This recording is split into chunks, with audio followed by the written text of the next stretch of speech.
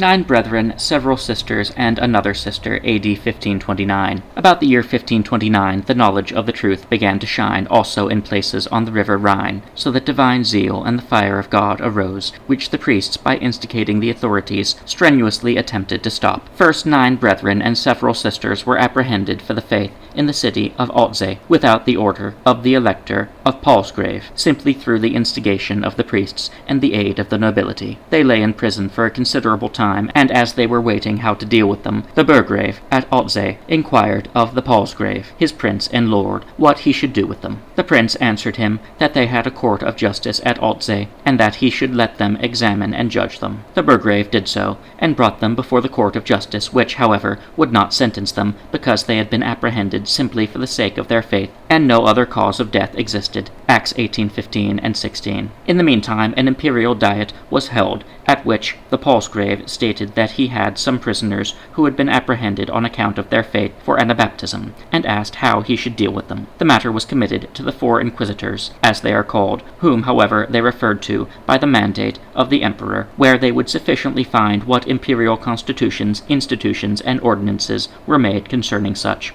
according to which they should deal with them. For the Constitution clearly implies that each and all Anabaptists and Anabaptized, whether men or women, if possessing reason and of adult age, are to be executed with fire, the sword, or some other way, according to the character of the persons, and that whether they were found, they should be brought before the court, accused and convicted, and be judged or dealt with in no other way, on pain of severe punishment. Moreover, when they would not apostatize, the mandate was also read to them, upon which, without further sentence, they were led out to death, by virtue of the imperial mandate. The brethren were executed with a sword, but the sisters drowned in a horse pond. While they were yet imprisoned, a sister came to them, and comforted the sisters. Matthew 25:39. She told them valiantly and firmly to adhere to the Lord, and not to regard these sufferings for the sake of the eternal joys which should follow. 2 Corinthians 1:5. When this was noticed, she was also very speedily apprehended. She was afterwards burned, because she had thus comforted and strengthened the others.